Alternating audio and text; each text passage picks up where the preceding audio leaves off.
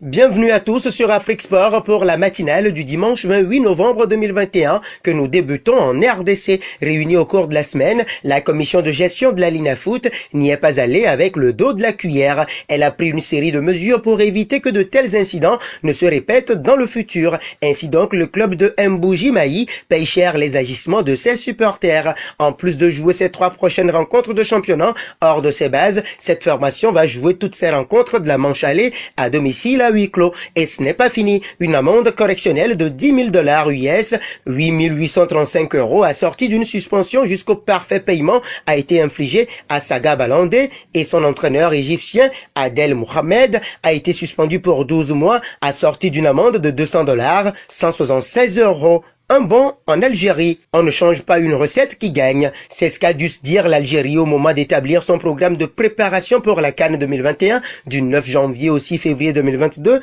au Cameroun. Comme avant l'édition 2019 conclue par un sacre, les Fennecs iront préparer la compétition en effectuant un stage de préparation au Qatar. L'information a été confirmée par le président de la fédération algérienne, FAF, Amara Sharaf Eddine. À la CAN, les Verts affronteront la Sierra Leone le 11 janvier, la Guinée équatoriale 16 janvier, puis la Côte d'Ivoire 20 janvier, dans le groupe E, filons au Maroc. La nouvelle pépite du FC Barcelone, Yessa Comac, est suivie de près au Maroc. Apparu pour la première fois avec l'équipe AD Blaugrana le week-end dernier, 20 novembre, face à l'Espagnol de Barcelone, le joueur de 17 ans fait couler beaucoup d'encre au royaume chérifien, d'où ses parents sont originaires. Les dirigeants du football marocain espèrent le voir un jour jouer pour les Lions de l'Atlas. Mais à en croire l'entraîneur espagnol Sergio Piernas, il devrait vite déchanter. Cet ancien coach des U17 marocains affirme dans les colonnes de Marca qu'Yessa Comac n'a pas l'intention de jouer pour les Lions de l'Atlas. En prospection avant la CAN U17 qui devait se jouer au Maroc en 2020 avant son report à cause de la pandémie, Piernas affirme que le joueur a clairement exprimé son souhait de porter le maillot de la Roja. Un bon auprès de l'UEFA. Le football français s'estime mal payé alors que l'UEFA verse une prime de solidarité aux clubs ne participant pas aux Coupes d'Europe dans les 5 grands championnats, Angleterre, Italie, Allemagne, Espagne et France. Le football hexagonal s'estime mal rémunéré concernant cette prime, comme l'indique l'équipe.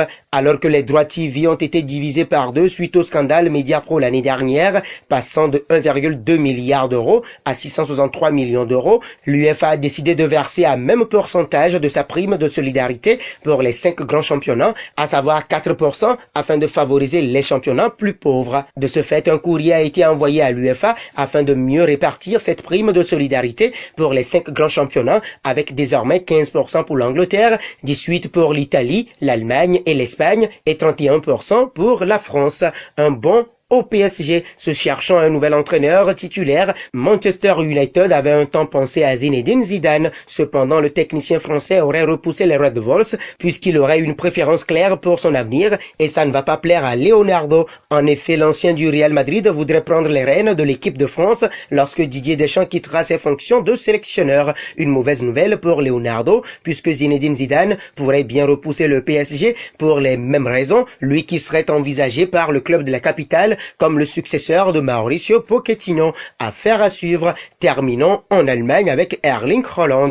Absent des terrains depuis plusieurs semaines suite à un problème à la hanche, le colosse norvégien faisait son retour sur les pelouses de Bundesliga à l'occasion d'un déplacement à Wolfsburg. Remplaçant au coup d'envoi, le buteur du BVB entré en seconde période pour finalement trouver la faille après seulement 8 petites minutes grâce à une reprise acrobatique exceptionnelle. Une réalisation qui valide le succès dans l'histoire de ce championnat, lui qui n'a que 21 ans. Et nous arrivons au terme de cette matinale que nous bouclons avec la question du jour. Entre Kylian Mbappé et Erling Haaland, qui est selon vous le meilleur attaquant? Vos réponses seront attendues en commentaire. En attendant, n'hésitez pas à vous abonner sur Afrique Sport pour ne rien manquer du football continental et international.